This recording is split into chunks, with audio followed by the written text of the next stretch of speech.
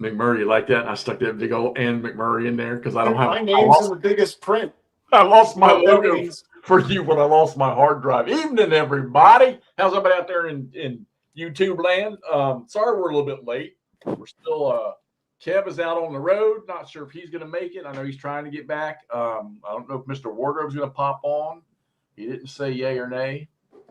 So we'll see. Maybe he'll pop on here. I hope he does because I like to use his BGG skills to bring stuff up. But I thought maybe tonight we would talk a little bit of World War II and maybe some options. Maybe there's some players out there that want to get into it, or maybe there's some players out there that maybe they want to know games that are at different tiers, from just being something easy to play to something that just takes you half your life to play. Squad leader. I was waiting for that. Well, actually, I got one that's even worse on the tip of my tongue, but I'm going to save that for Super Crunchy later on. We got 4 questions we're going to try to answer, and hopefully we do a decent job with it. And, maybe some of you guys come away better with some World War II stuff. I want to shout this out real quick before we get going. Vince Cooper, I'm going to do a review on this. I know Tony's playing it. I know Gimp's playing it. Vince Cooper was kind enough to send me a copy of his. I'm going to call it a book game or a magazine game. All right. And I'll make a light comment about this thing. This is Antietam. All y'all out there know that this is not my kind of thing. And I almost felt bad when Vince said if I wanted to get a preview of it. And I said, yeah, because I'm like, man, I'm not going to touch this. Let me tell you something. I did. And I'm actually having fun with it. He's got quite a little bit of depth. It's not overbearing, but he's got some good rules in this thing. And it's actually, I've got it out on my coffee table. I played like 4 turns for the second time, and it's actually quite fun to play. I don't know if it's out there yet on Amazon that you can buy it or not. But that's where I know this came from. I guess they print them as they're requested and sends it off to you. But I'm actually having a little fun with this thing. I'm going to move it back here to my game room. So, yeah, Civil War game, book game, magazine. It's kind of similar to Herman's. Was it Magnificent Style or something like that? Yeah, it's out there, $15 on Amazon. Okay, there you go. So it's for that price, guys. The thing's really fun, and it's got 5 or 6 different levels of play. So everything from easy mode down to a super elite. So you gotta make your own counters. That's but I did see he made a post where I want to say he's having the stuff put together where you can buy it. With the components made, so and they look pretty good. Tony's done a nice job over Tony's Board Life with his, putting his up and making his counters, put them on nice cubes and everything. He bought a bunch of stuff to do it. I'm not going to go that far, but I like I said, we'll say I've been having some fun playing. Like sit down on my coffee table, man, out in front, watch the hockey game, and play this. You know, so it goes. Nice. Are you playing it at super elite level? No, I'm playing the middle one, the normal regular. Unbelievable. Yeah. All right. And I've already wiped nightmare mode. First waves of Yanks that tried to charge the lane. I've already destroyed them all. So how we doing today, Mo? How you doing, buddy? Doing good. Just watching some hockey at the same time we're doing this because our season got underway tonight. So they're on the road in Wichita, and I'm watching the boys. They're down 2-1 after 2. So hopefully they can have a stronger third period and come back, tie it up, and come home with the win. And I'm sure you mean Wichita, Kansas, right? Yes, Wichita, Kansas. I want to make sure there wasn't another one somewhere. Ross, how about you? How you doing? I'm good. Ready to talk a genre of games that I don't play. So that'll be perfect. I've been talking about that all week. I was talking with Todd about that the other day. I said, I'm not going to drag Ross through the mud too much, but I mean, I've played. I'm interested in World War II. I've played World War II games. We'll talk about ASL, which I played a ton, but I just haven't been in them deep lately. But I'm excited to hear about what's going on because I would like to dip back in actually. Sure. Yeah. Well, yeah. I know we're going to talk about one too that I think you recently got interested in. Andrew, how you doing, buddy? We are doing quite well. We were debating while we were waiting for you to join in. Like I hope Todd shows up. We were just going to turn it over to miniatures and let you just talk for 2 hours about all the different levels of miniatures you play World War II, and we'd be good. The show would be good. Oh, yeah, okay. So you can start with Okay, cut. Time out. We're not ready. We're not there yet. All right, Chuck, how you doing, buddy? Good to see you on here. I know Camp's not, but I think Camp's out here wandering around in here in Manassas somewhere. Tim Zales, how you doing, buddy? Good to see you, Dave. David Imperato. Did I say that right, David? And you say Paul Lynn. Is there 2 of you there? Right? I know there's got 18 of you on there. If you're lurking in the background, say hello. Let us know you're out there. Dan Tim. See you on here. William Bird, Paul Dangle. Good evening, guys. How y'all doing? Hey, got a guy named Mo on here. That's Chris me. Long. Hey, Chris, by the way, my second favorite hockey team is the Senators. So I'll tell you that right now. Jeff Edwards, good evening. Good. Well, you should root for my team. Well, yeah, you did send me how I could Yeah. track. How do I get Well, me a hat? I mean, we're the affiliate of the Belleville Senators and also Ottawa. So I remember same when I family. used to wear ball caps to play golf in. Mhm. It was all hockey hats. Mhm. And, I love my caps hat. I love the caps with the Screaming Eagle, the black and the gold when Yeah. they do that for about 2 years. But that Ottawa Senators hat, I loved that hat. I used to wear that damn thing out. So Yeah, it's pretty badass. love it. Joey.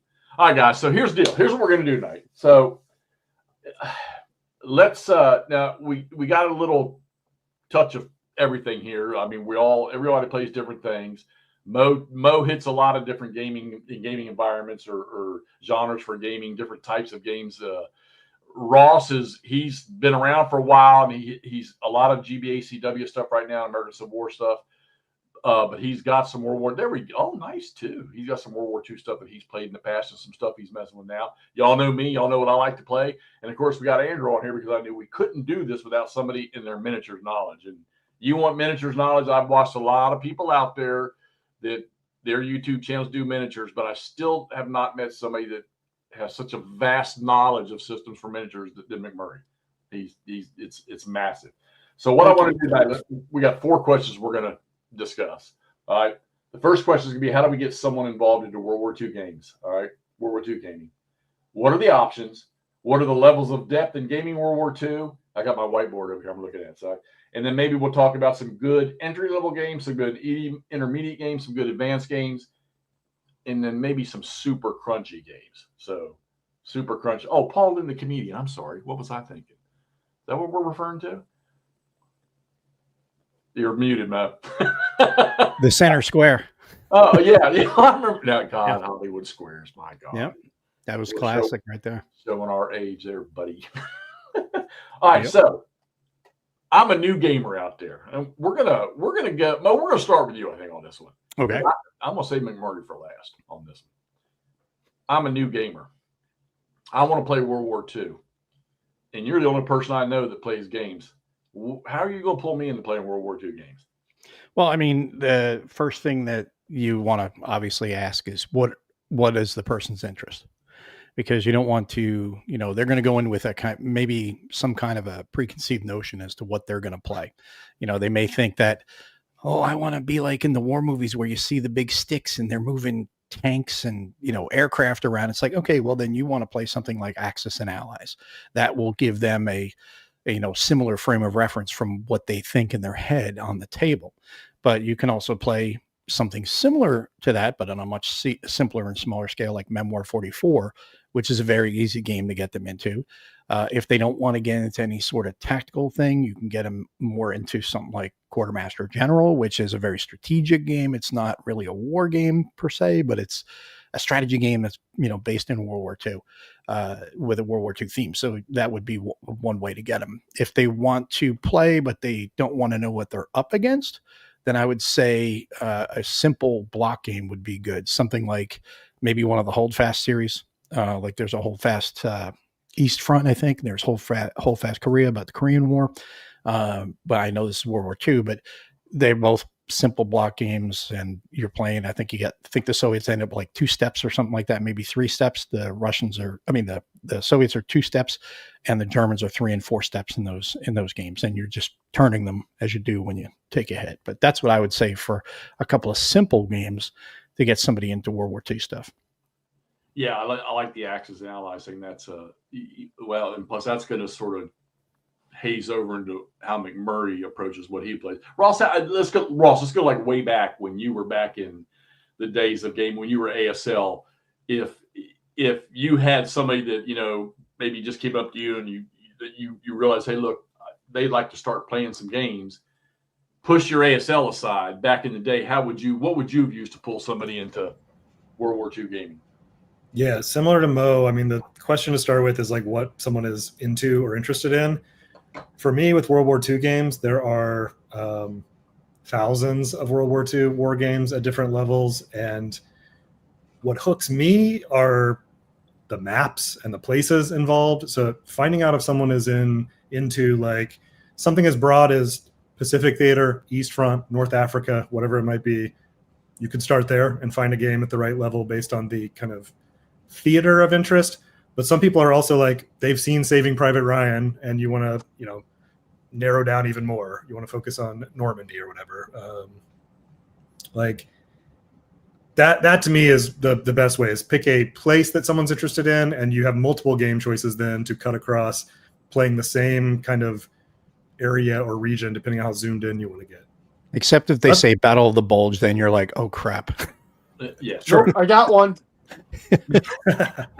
Yeah, and I mean, I mean, who doesn't know? You know, who's not going to know?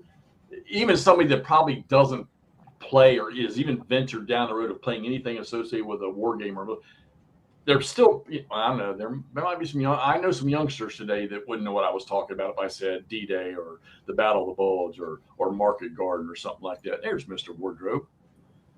Todd, evening, buddy. What's up? So, I mean, He's in uniform too. Yes. Yeah, I should have took off the old grays here. But yeah, East Front series from Decision. They're going to know that stuff, you know. Now, okay, they may not know things on the East Front because it was so vast. You know, probably a good number of them are going to know. They're going to hear Stalingrad, and they're probably going to know what that is. All right, and that's, you know, maybe they're going to know what they've heard the term Barbarossa. But that's vast and spread from a 1600 kilometer front. So there's so many different things in there. But like I say, if you said something, you're going to say, well, you know, hey, well, do you want to play a D-Day game, or do you want to play a Battle of the Bulge game? That person's probably they're probably going to say, oh, I've heard of that. Yeah. And then once again, we can reference a movie. Mm-hmm. And maybe that'll say, you know what, we can sort of create something like that in a game. And then, you know, one of us is going to know a game that might give us reference to, but come on, D-Day and Bulge, you know, and I'm still going to say to this day, it's like Gettysburg. You can never have enough of those games. Keep making them. Everybody keep making them. True. Andrew, I want to play World War II miniatures. I've never done it before, buddy. All right. We can all mute now. You do. Well, I was actually even thinking I'll stay on. games. Very similarly, just going along with same stuff is exactly that. Figure out what they want to do. What I've had a lot of success with both miniatures and then lighter war games is like finding a movie that somebody likes. Mainly, honestly, the last one that worked really well was Fury.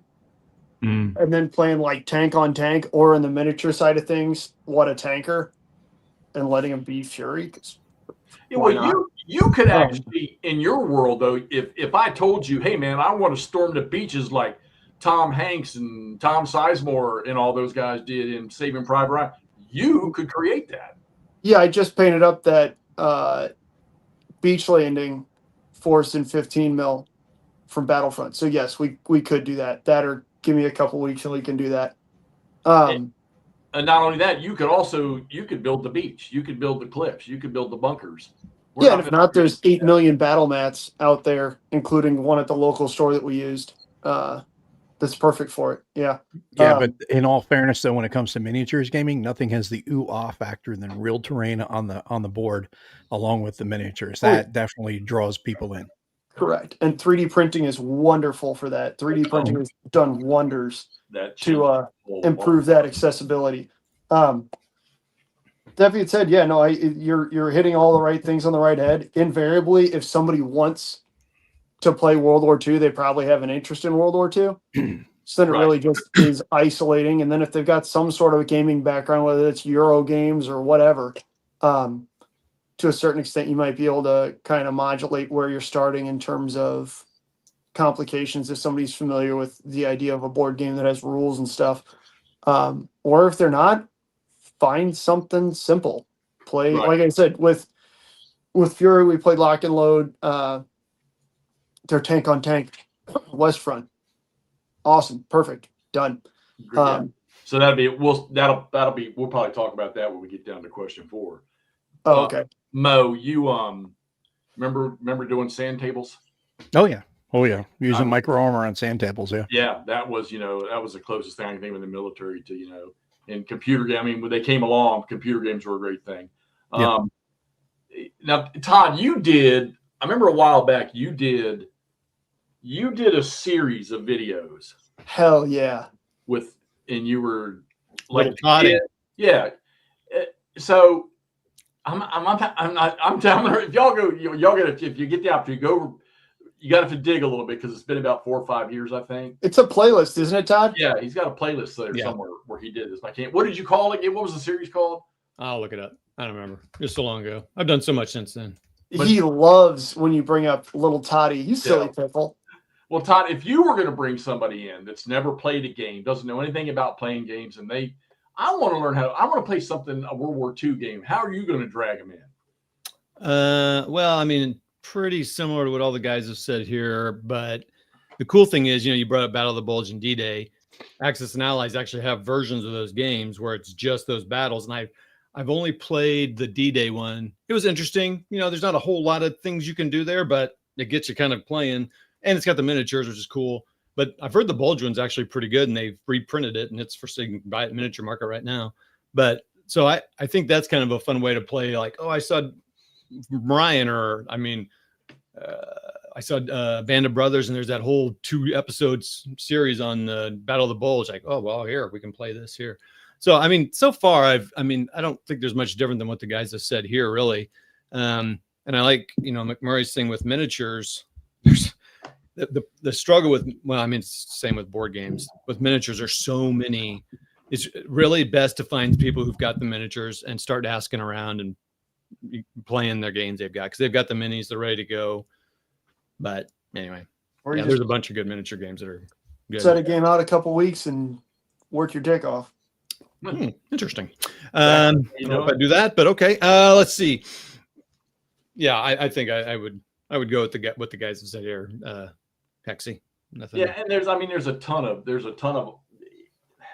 I'm trying to go back into the 70s and the late 60s, and I see people will post. You remember the old, send us $1, we'll send you 100 soldiers and these tanks and all this that, and I know a lot of it was gimmick stuff, but I can remember a few of those did show up, but it was so hard to scrounge together $1.50 or $2 or something like that and get that stuff sent off to you. But I can remember, and I've seen some people do YouTube videos where they saved that stuff. I think I watched one. And I think it was Bill Molyneux with Bill's Wargaming World. I think he just put it up recently with some other guy that has saved that stuff. And he had an old Western one that all the stuff was still in its packages in the box. And they opened that stuff up and were showing the stagecoaches and stuff like that. And I remember those things as a kid. I remember having little Napoleonic figures and the cavalry and the hussars and stuff, and sitting them down on the rug in my bedroom and shooting with rubber bands when I was a kid. That was wargaming to me. And of course, until SPI and Avalon Hill reached up and slapped me in the face, and I started learning how to play those things. And that, but today, the one thing I think I would not do if I was bringing somebody in is I would definitely not take them to like a complete strategist store and say, let's go look around. Let's find something you like, because you'd be in there for a fucking week trying to, Well, not only that, but you get drawn in by cover art, dog. Yeah. I do bad. Well, no, not you, but especially newer gamers who don't understand that, man, some of these, they look super cool, but Jesus, man, we're biting something off here. And you see it with a lot of people who start new, right? Like, or people that play on one side and then swap to the other, whether it's miniatures to board games or even vice versa. Sometimes it doesn't seem like there's that much travel the opposite direction, but yeah, sometimes you get drawn in by the cover art or something like that, and that can be vicious. Well, I'm definitely going to say that if I wanted to, and I'm definitely not going to be the authority on this, that if somebody came up to me and said, "Hey, Jeff, I want to play a war game. Can you set me up? Let's teach me and take me into the World War II gaming world and get me started." I'm not going to lie. I'm going to walk into my room here. I'm going to grab a handful of my miniatures and say, "Okay, let's go out on the freaking kitchen table and, we'll find something, and we'll just maybe it's just something simple as, hey, you've got 10, I've got 10. Here's 2 dice, or here's 1 dice. If, we'll alternate. You roll a dice. If you get a 6, you hit and kill one of my guys. maybe just to get somebody, understanding the basics of how that was. So, and that would probably be the easiest. I'm certainly not going to drag out one of my Hex Encounter games and I sit it need on the table. Get you a copy of 1 Hour War Games. See, and I know when we get down to number 4, we're gonna. McMurray's he'll be able to talk an hour on this when we get down to question number 4. All right, let's get out of here. So we kind of tapped on some of this, but let's go with Ross. Let's start with you on this one. And this is really going to be gaming in general, but because we're going to talk about the availability of types of games out there. But what are some of the options out there? I'll tell you what, let's make this a little fun.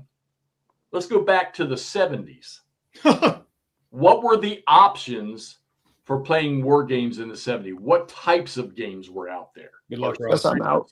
Yeah, you don't want to start with me. I wasn't born. It's the gray hair thing. That's what there had to be. I mean, it wasn't just ASL. There had to be other, not games in general, but just different systems maybe that you saw when you were first starting. Well, that would have been what the 50s. Maybe not the 70s, Ross. Maybe the 90s. Yeah, I came from Eurogaming background. So I started when the kind of Eurogame craze started in the, I guess that's like late 90s, early 2000s. Mm-hmm. When Puerto Rico, Settlers of Catan, those games were all big. And then I kind of found my way into being interested in history, being like, oh, there's this whole world of war games. There were a lot of great war games then. And I had started with World War II gaming with Memoir 44, which Mo mentioned earlier. Mm-hmm. It's a good one. Great entry point. I think we can talk about this here in a minute. I think there's better entry points now for like that kind of level of game. But I started there. I skipped over Axis and Allies. I thought that was all like Ameritrash games that were not interesting, despite also playing Memoir 44. Still haven't played those kind of big scale games like that. But I'm trying to think what else was out then. I got hooked on Memoir 44 and then was like, cool, I like World War II. This is interesting. And then because of who I am, I found Squad Leader or Advanced Squad Leader and went immediately to that and I skipped about 20 steps in the middle. Jesus. So so I don't know if I have good insight on like what else there was or what else. Well, I mean, okay, so you just hit on 2 right there. You just hit on even ASX, so Hex Encounter. It's interesting because I've watched Todd do Memoir 44 type stuff. Okay. And I've watched a lot of other people do that. I never got to go down that road. I don't think I ever played anything like that. And that seems to me like that would be, I mean, that's a system out there that it's still popular, much like ASL, still popular today. So we just hit on 2 there, Axis and Allies. You got miniatures and you got areas. And then you got ASL and Memoir, you got hexes. Memoir 44, you got miniatures. Okay. Todd, how about you? What, back in the, okay, just say our day that we were young. Yeah, our day. We'll say our day. What options, and I'm not gaming specific or games specific, but how many different like realms or options were out there for people that you could pull them into World War II gaming with back in the heyday? Well, so the very first time I knew about it was I found this is almost like finding porn, but to me almost better. I found my dad's couple of war games he had stashed away somewhere in a cabinet. I was like, "Ooh, what is that?" And it was Panzer Leader and Tactics 2 from Avalon Hill. And I was like, "Oh my gosh, you can play these things!" I love World War II movies and stuff. Now, Tactics 2, is that squares? Does that have squares instead of squares? And it's blue and red. We got squares now. All right. Yep, squares. So yeah, we got squares covered. Blue and red is who you played on an imaginary continent or land. Pretty cool, actually. There's a lot of cool things you could do with that game. It was pretty fun, actually. Even had nukes. Yep, you could nuke. You could do all that stuff. And beach landings. You could do all the stuff you'd want to do. In fact, and it was really easy. Like even young Toddy could figure that one. Young Toddy even had a hard time with Panzer Blitz. And Panzer Leader, but let's not get into that, my IQ levels. But so this would be the 80s, and it wasn't obviously as easy to find stuff then as it is now. And so there was one game store in Wichita. Speaking of Wichita and hockey, which is where I was raised, that area. What's the name of the team in Wichita now? Is it still Thunder? The Wichita Thunder. Okay, still the Thunder. Okay. Yeah. I used to sell popcorn at those games when I was 14. Okay. Oh, nice. Yeah. So I made money to buy games. Anyway, there was a store that had a lot of war games in there, but my mom had to drive me there, and it's way deep into Wichita, and I was from a town like 20 minutes away. Anyway, my point is, the boxes were just amazing to me, and mainly Avalon Hill. They probably had SPI stuff and stuff, but I knew Avalon Hill. So to me, I was just like, well, I know what that is. I know what that's about. I know what SPI is about. I think I probably bought a Victor game, but the options were obviously limited, but they were all over the place. Like now, just a lot fewer of them. And the thing that I always find fascinating is I have some old General magazines. I was reading an old General magazine a couple of days ago as I was going through stuff. And I was reading about a guy, he wrote a whole article on the Russian campaign. I would say generally most of those games back then were pretty easy. Now, maybe not for a 12-year-old Todd or whatever. Jeff, what's that game you just put away? The one I just took down? Yeah. We will discuss that in question 4. That 70s game that was pretty easy. We'll discuss that in question 4. Not all of them were easy. And my point is, what was interesting to me in reading that General magazine, and I know this is the case with a lot of games, but the guy was writing an article about the Russian campaign. He said, I've owned Russian campaign for 13 years now, and this magazine is from like 80-something. So, and I played that game maybe once a week for 13 years. And I said, who does that today in any game except for maybe ASL? And I don't know. I know a lot of people play Combat Commander. There's a few games that people play a lot. But I was like, because there were fewer options. And I don't know what my point of that is. Maybe find a game and stick to it. And anyway, so I don't know if I'm answering your question. And I kind of, you and Ross are good at replaying stuff. I mean, yeah, maybe not 20 or 30 times playing the same scenario, but you've done it. And I've been seeing a lot of people are talking about that stuff on the internet. And I want to say we just had this discussion not too long ago about you don't really get anything out of the system or the game you're playing unless you – oh, no, it was with Mark Herman. You don't really get anything out of it unless you play it, a scenario maybe 3 or 4 times to get the taste of the game. So I'm not going to lie. I'm not that person. I mean, I can play the same system, different scenarios. Right. But, maybe for me it's, it's one of those squirrel – because there's so many freaking things over there that I want to put on the table. And I'm telling you, I'm learning a lot of lessons, and I'm fixing to go down that road that old Toddy there who's gone down road with, I need to get rid of some stuff because I'm not going to touch it or I'm going to set it up and be disappointed. Aaron, I had a buddy of mine that handed me, he guy that sells games that are out of stock, out of print, he collects them, but he gave me, asked me to sort them for him. He had 4 Strike Force 1 games. And he wanted me to clean them up and sort them. And I remember the white fold-out box with the slot in the middle, and you slid the maps into the end, the old SPI foldables, which I actually thought were pretty cool, except for there's no tray.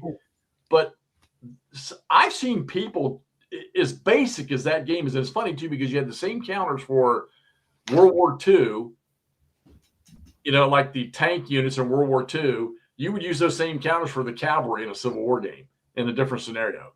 But I saw people paying $75 and $80 for that thing. And you were never going to find one that was mint. There was no way, but it was one of the original things with SPI. So, the damn team. Yep, you're right.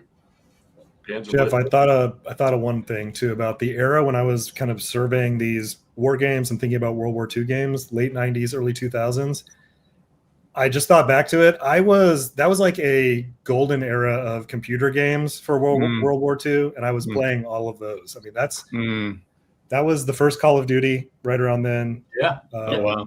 I forgot about that. Medal of Honor. Is that what it's called? Medal of Honor, the first-person shooter. But then there was Commandos, and there was Close Combat Series. Great game. Oh, Close Combat Series is fantastic. Yeah, Close Combat, that was late 90s. So I was playing those while playing Euro games and then kind of looking for, okay, I can do this on a tabletop also. And then, again, I found my way through Memoir 44, but there were other games too. I just, that was a glut of World War II stuff. And I think that's because of Saving Private Ryan, which is 99 or something, 98 or 99. And yep, that's me. Brothers, which is shortly after that. Yep. It's kind of like when the Ken Burns Civil War documentary came out. That's like everyone knew about Civil War then. It's the same with Saving Private Ryan again with World War II. So they mentioned a few of the SPIs Aaron did. Steel Panthers is the only computer. I could never get into computer games, but Steel Panthers I had, not the rock band, but the computer game. Thank you, Mo. The Steel Panthers was awesome though, because you could play scenarios and build your own maps and stuff like that. Someone mentioned real quick, and these are definitely ones that I had. These were really great intro level games, and I did play this. I did have BattleTech because it was really pretty straightforward. And what's great is it's kind of still the same today. But Ogre and Car Wars, I definitely had those little tiny, almost VCR size boxes. Those were the coolest things ever, man. You get this little game, and you could do some really. And in Car Wars, my Lord, they had so many little things about it. But I would say those might almost be some more entry-level war games that I was into, because, I mean, they had them and they were really cool. Thunder, Mad Max was out, and Ogre's not really anything specific, but I guess kind of like Star Wars, I guess, or something, But anyway, that stuff got me there. So what was there was a video game we used to play at the arcade. It was about the time when you had Asteroids and stuff, Centipede. So it was a tank. Was it Battle Zone? Battle Zone. I used to wear that thing. Some of these guys right here. I mean, come on, Steel Panthers. I still play Steel Panthers. I still have my discs for all of Tiller's talents when he made it. I still have all the discs around here and the keys to them. Of course, I graduated up to the whole library off of Steam and everything like that. But those were. And I still play a lot of them today. I can wear some of those games. The war game design is taking over the Tiller stuff, and they're just improving on it. The AI is getting so much better. So I'm saving you here, Mo. How about you, Mo? Back when you got out of the trenches in the Psalm, what kind of systems were out there for you? Back then we just found this new game called chess. No. Oh, I thought. Okay, that's good. I was going to go with H.G. Wells' Little Wars, but you're even older, so that's cool. All right, good. No, it was, for me, it was my first game was Tactics 2, of course, played that. And then second or third game that I bought that I remember was because I just thought the cover was cool. I saw it in the store and I had to get it. So I got it. Was South Africa, which was an SPI game, and it was a magazine game. And I was playing it and I thought, man, I really don't understand this game. And I realized I was playing it solitaire. I was playing both sides. But it's a game, I don't know if you're familiar with it, but the game never ends. It just continues. Almost bought that last week. It's used on the shelf at the local gaming store. Yes. It was very tempting. Yeah, I mean, don't go up there, Todd. If you get it there, I bought a different one. It's totally worth it, Okay. But it was one of those games where I was sitting there going, man, this game sucks. I don't know if I like these. If this is the way this goes, I don't know if I like this. I really had fun with Tactics 2, and now I'm playing a game that you can't win. But that was the point. That was what he was trying to get across. Right. Hardy was trying to get across with it was just the end of apartheid and stuff like that. So at that time, for me, I was a kid, I didn't really grasp what he was trying to, get across. But I actually have a copy of it again. I did get a copy of it again. I want to play it, and I want to see if there's any ways of maybe changing it up to where you can have some, win conditions instead of just you're going to lose as the government player. Yeah, eventually it's just going to wear you down because what's the point in playing a game that you're just basically trying to see how long you can last before you lose. But those games, and then of course, computer games like you were talking about, Close Combat, those are fantastic. Another one that was one that you had to save often because it, at least for me, it crashed a lot, was the original Harpoon. I think it was like, Harpoon. Like 95 or something like that, or 94, 95, something like that. It came out. And then there was Harpoon 97 that came out, I think it was. And that was the upgrade. And that crashed too. And I got used to playing that and crashing quite often. And then one of my favorites when it comes to computer war games was M1 Tank Platoon. Played the hell out of that. That was so much fun. And then there were all the Halo games that you could play too, which was a lot of fun. I know we're supposed to talk about board games, but no, dude, there was such a plethora of awesome games. And then of course, Tiger Hunt. You ever played Tiger Hunt? Yeah, I never played that one, but I think it's one. I think I know what you're talking about, the game that you're talking about. But then the Grand 8A of Mall, which is sci-fi, really. They're South Africa. Is when MechWarrior 2 came out. Oh yeah, I still got That those was over just there. the most immersive game. And I just was like, I mean, I loved BattleTech already, but you just felt so sucked into that world, and it was just so cool. And that, of course, did inspire more people to get into BattleTech. And then, of course, BattleTech just went from, like you guys were saying earlier, like Todd was saying, it's pretty straightforward with the 30-25 rules, pretty straightforward out of the box set. But then it gets more complex once you add in other rules.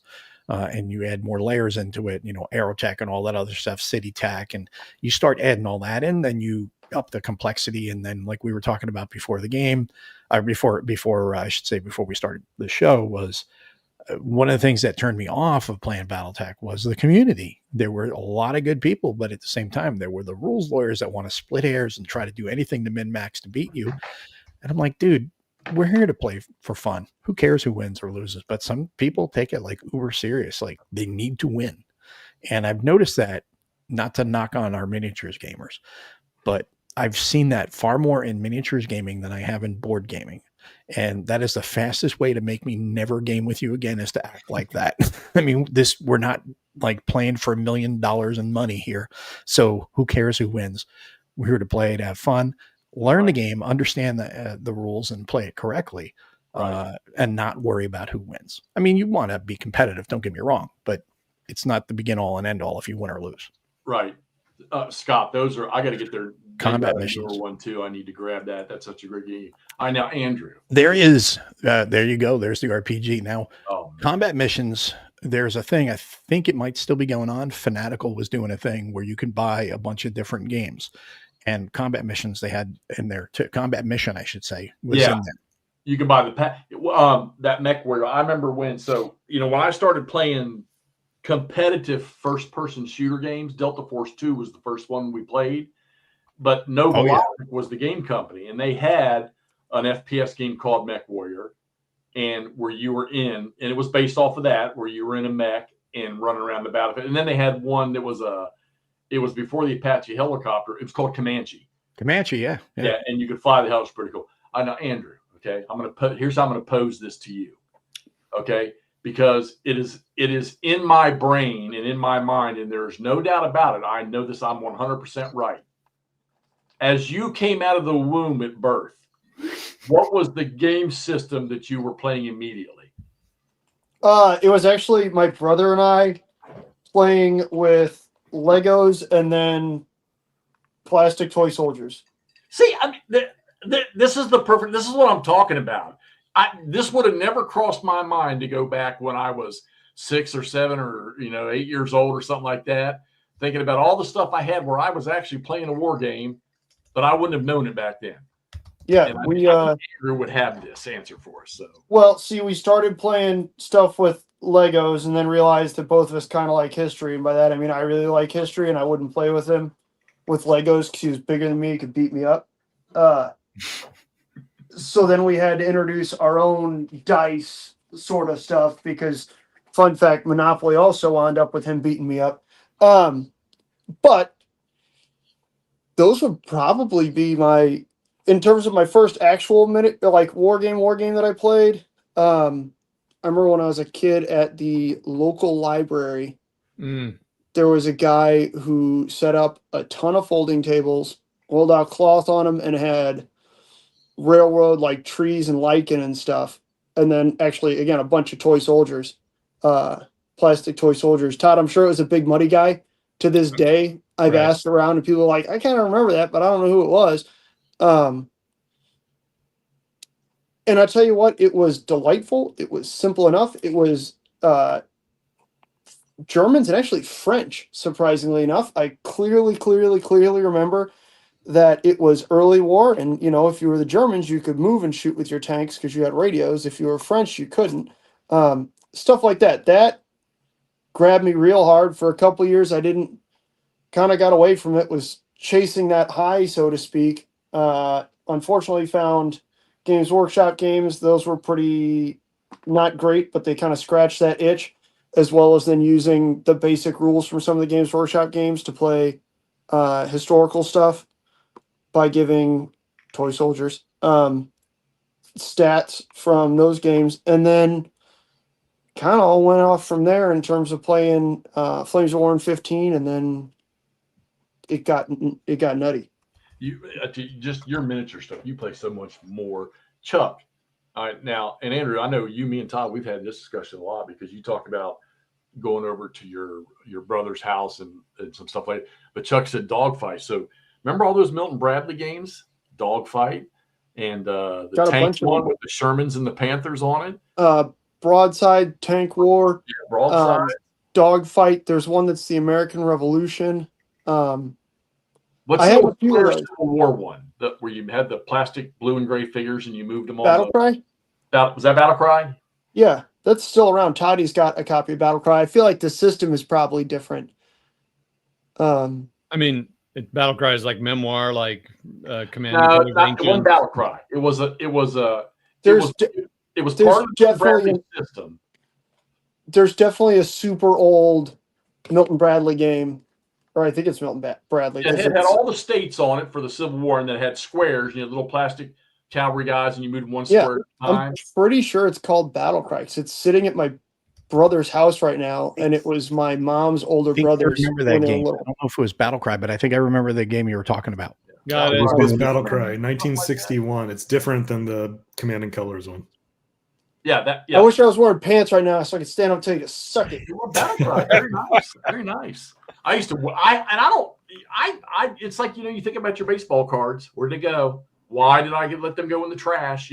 Why did I let 4 signed Cal Ripken rookie cards get thrown out? Oh, dude.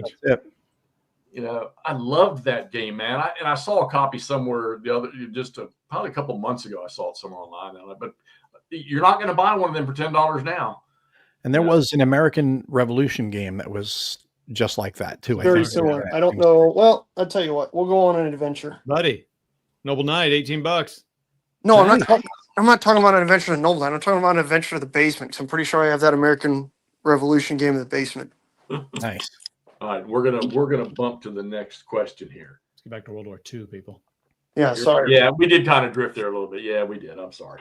That's okay. That's the way it works for this group, man. We always, that's why Todd and I always have this discussion about we could start a show and really not know what we're going to do, but 10 minutes in, we're rambling on about some stuff. And I know with Ken and Moe and Gimp, it's the same way. So, all right. I also have American Heritage game Civil War. That's a fun one. Where is the AWI game? I don't know. All right. Levels of depth in gaming World War II. Look, any specific games now? Well, no, we're coming to that though. We're gonna come to a recommendations section here. I got you. Okay, but yeah, campaign from North Africa. But we can. OCS Case Blue. We have everything from, hey, here's how I'm going to start playing to when I'm old and crotchety and don't have nothing else to do and I can spend 6 straight days playing a game and I want to account for everything in the game. We've got them. So let's go back again when we started playing. What can you remember back in your early days of playing? What was the easiest one? What would you have considered an entry level back in your day when you first started? Tactics 2. Tactics 2 hit the sweet spot, like Todd said before. It really did hit the sweet spot as far as being a simple game you can understand, but it made you feel at times that it was more complex because they did have like advanced rules where you wanted to use like nuclear wars and stuff like that, or nuclear war and stuff like that into the game. You could add that into it, and it made it feel like it added another level without being overly complex. It felt like it was adding a little more meat without having to beat you up for it. And the thing that really stood out for me and still stays with me about Tactics 2 was the CRT was the most verbose CRT I've ever seen. It would give you odds and it would give you it would break down odds, and it was the entire chart was just the odds and stuff. And I was like, they could have just made it really simple, like 2 to 1, 1 to 1, 3 to 1, 1 to 3, or whatever like that. No, they gave you the entire odd breakdown. And I thought it was kind of funny how, because at first you're like, wow, this is really complex. And then you're like, it's the same numbers. Yeah. What was the game back? There was a game I remember back then where you didn't even roll dice. It was whatever your strength was against whatever the defender was. It had a chart, and you didn't even roll the dice. It just so every time you got their same odds, you knew what the result was. I don't think that lasted long in games, but no, that almost sounds like a Euro, where it's more deterministic right away rather than having any randomness with the dice, because that's one of the things that's one of the problems that Eurogamers have when it comes to getting into war games, is they feel it's too chaotic and you can't control the outcome because of the dice. Whereas wargamers are like, yeah, the dice, that's the war aspect. Point. Yeah, exactly. You're trying to mitigate the chances by like outnumbering 3-1 or 2-1 or something like that. But even at 3-1, that Skirmish was the name of that AWI game that McMurray's trying to figure out. There you go. Yes. Skirmish. Yeah. Thank I had to you. go look it up because I couldn't remember it and it was bugging me. I could see the cover in my head, but I couldn't, remember the name. That game. But I don't remember what game that was that you're talking about though. But yeah, I can see that would wear thin pretty quick. Well, there's a computer. I have them too. There's a computer version that when I think of Tactics 2, there's a computer game that I played. It's actually pretty detailed, but it's really, really old school. And there's like 3 of them in the system. Tactics Gold, and I think it's one of them like that. But I went to play and I was like, oh, this is going to be like playing the old Tactics 2 game. Oh. But it's not. It's actually quite fun, and they're old school, but you can still buy them in packages too. All right, Ross, what was the? I mean, probably the easiest thing you picked up when you started playing. Maybe there was a gap because you jumped right into the ASL stuff. But what do you remember as the easiest thing you probably played? It was World War II. I mean, I started with Memoir 44, which was the easiest thing, and I had actually played Battle Lore, the like fantasy one, which no one talks about that anymore. But there's a fantasy Commands and Colors game, Battle Lore. That's the one I actually played before. Put in Battle Lore one word there. Whoops. That's one I actually played before, kind of sidestepping over into Memoir 44. But Battle Line is also a great game, by the way. But Battle Lore. See, I feel like I played that before 2006, but you know how memory gets. I guess it wasn't. Yeah, I hear this is actually pretty good. I mean, and it's so Richard Borg, and it's not Commands and Colors precisely, but it's the same thing. You got the kind of 3 lanes or whatever, and it's got that same modular board. But for me, that Memoir 44 was like the easy way in. It felt like I was playing a hex game that I was kind of already aspiring to. But it's got little minis. It's got the one board that's modular. You can build a map on there. Yeah, 2004. Okay. I'm still amazed at all the different games we had back in those days that, obviously we didn't know about them. But, I mean, it was – I grew up in Falls Church, and we had the Complete Strategist right there. It was the one that closed down a few years ago. But, I may have went in there – a couple times. I think Grenadier was probably the first game I spent my own money on and bought, the old SPI Grenadier, which really wasn't bad. There was no terrain on any of the maps. It was just all a bunch of white maps put together. But you could play different levels of games. And it was, now granted, when you're 8, that's complex as hell. But compared to today's systems, it was actually quite simple to play. Another game that I can remember too that I'm going to consider it, you could have used it as an entry-level game. A lot of people don't like it.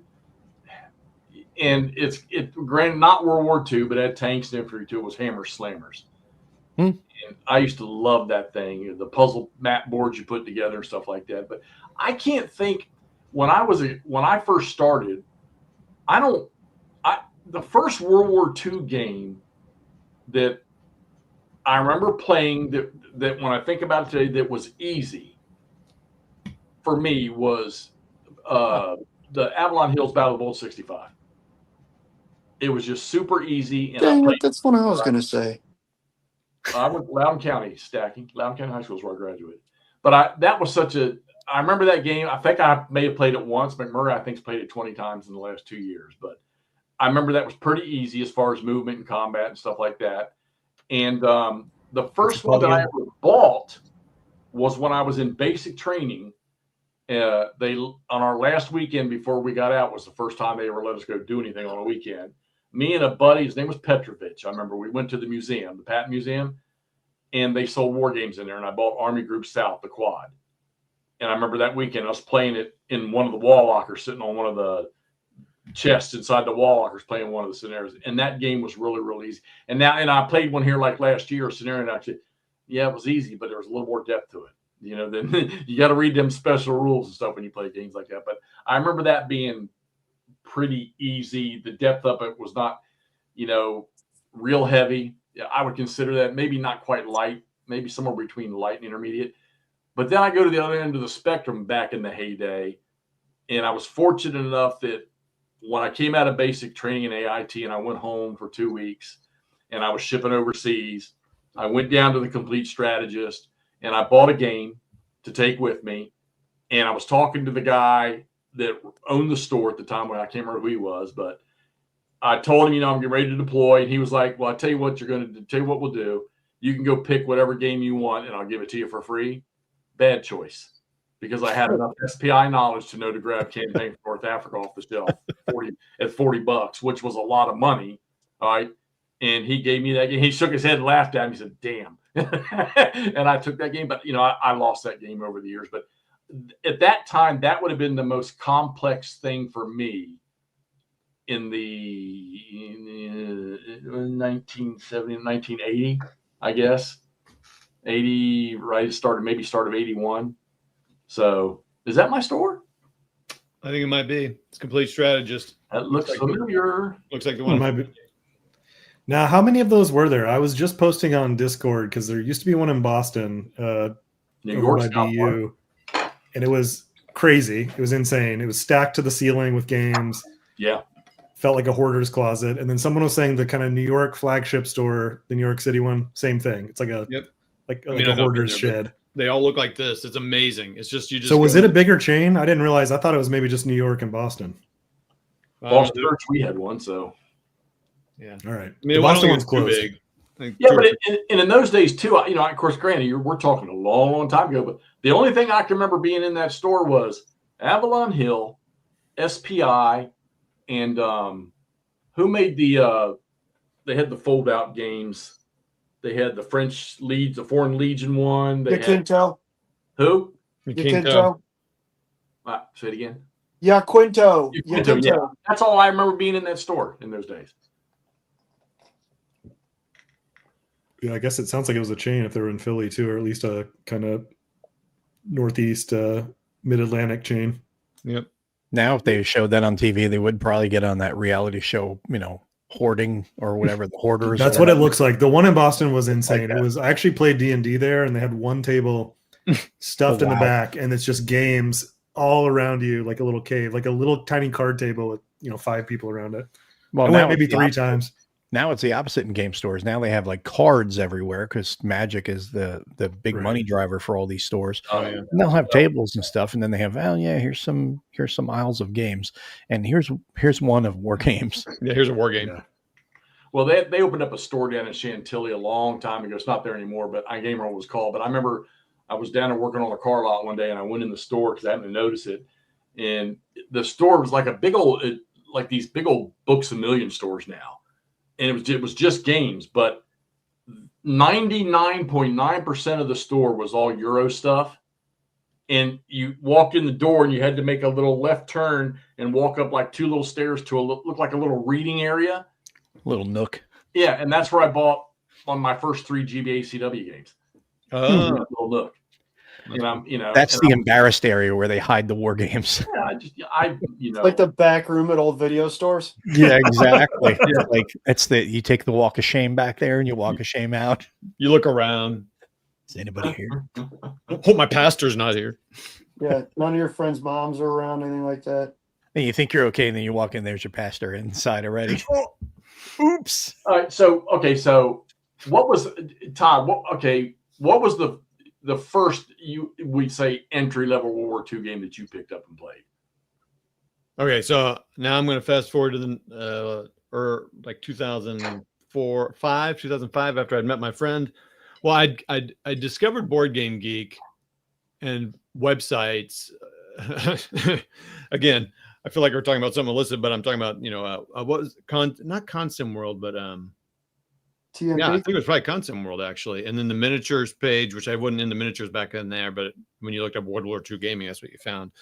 But when I really got into it, I moved here to St. Louis, and my friend here, who was really into Euro games, I started going to Board Game Geek and just really searching that stuff out to see if it was still played. And of course it was. And I think Board Game Geek and Vassal, I mean, as most people complain about Board Game Geek, I think it really helped wargaming kind of come back, because they had a forum. I could go there, I could learn, I could see stuff before I bought. And the conversations were pretty good, very helpful. This before social media was a thing, really. But the first game I bought, let's see, is this accurate here? So I think the first Hex Encounter board game I bought was Combat Commander, because I'd played Squad Leader back in the 90s, and my friend and I could barely make it through scenario 1. And I'm talking about Squad Leader, not ASL. And I bought that in the 90s when ASL was already out, but they still had some Squad Leader on the shelf. So, and I didn't have to buy a rule book and a box. I could just buy a box, which was better. Right. But so I was like, well, and let me tell you, I love the program learning. I love the commentary on the back of the box, little story about who was it? Is it probably Steiner? I'm sure Steiner was the name of the sergeant. And I mean, the narrative on that box got me all excited. I couldn't work it. I got ADHD or something. Who knows what I've got, but I just could not keep myself in the rules to learn it. But anyway, Combat Commander was one that I was able to read, figure out the rules, and actually play it to some level of, oh, I think I'm actually doing this correctly. And that was even solo, and that's not even a solo, really very solo friendly game. But so I would say that was my entry level game. And then I think, man, this is amazing. If every rule set, I'm sure every rule set is this well written, this user friendly, it's going to be, every game's going to be just like this. We'll just leave it at that. Yeah, Next. sure.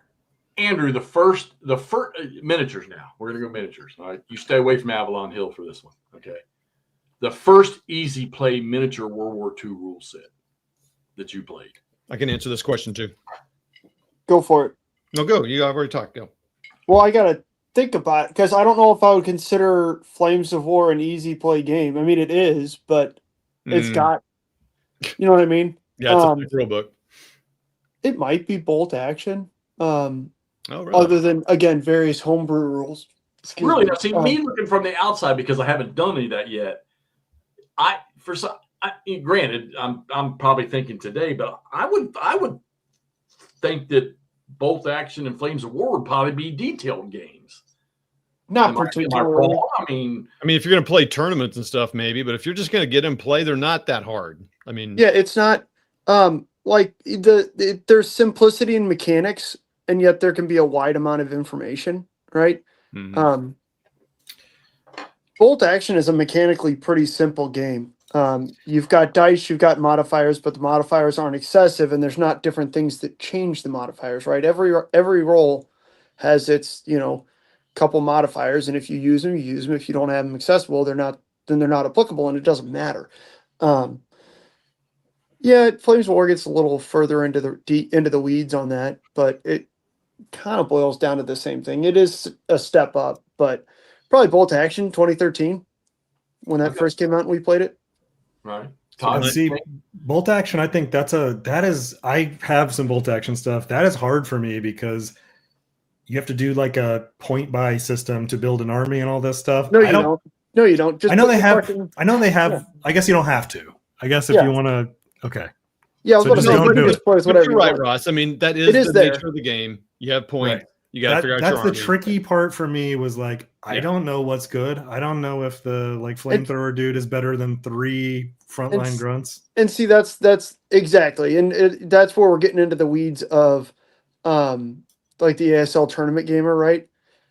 My advice for people starting out with stuff like that is just don't worry about the points. Build dudes that you think look cool. Yep. Yeah. And then just play with what you have. And if you wind up with, oh man, it turns out I've got 1,000 points worth of Germans and only 700 points worth of Americans, then just pull some of the Germans out and go to town. Don't worry about.